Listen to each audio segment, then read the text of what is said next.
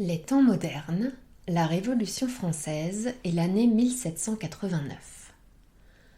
En 1789, les Français mettent fin à la monarchie absolue. Ils ne veulent plus d'une société dans laquelle ils sont défavorisés.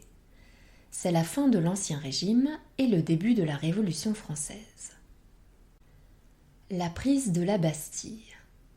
Même si le roi a accepté que les États généraux se transforment en Assemblée nationale, il réunit des troupes de soldats autour de Paris. Le 14 juillet 1789, les Parisiens ont peur d'être massacrés et se révoltent. Après avoir pris des armes, ils attaquent et prennent la forteresse de la Bastille, symbole de la monarchie absolue et du pouvoir du roi. La Grande Peur. La nouvelle se répand alors partout en France. En même temps, dans les campagnes, la colère grandit et pousse les paysans à brûler les châteaux des seigneurs. Tout le monde, les paysans comme les nobles, est effrayé. C'est la Grande Peur. La Révolution s'étend à toute la France. L'abolition des privilèges.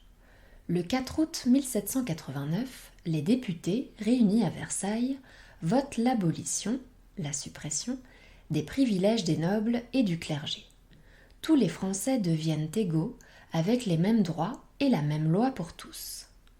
Désormais, les nobles devront payer des impôts et le clergé devra renoncer à la dîme, impôt sur les récoltes.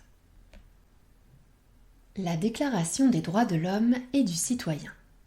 Le 26 août 1789, les députés votent la Déclaration des droits de l'homme et du citoyen.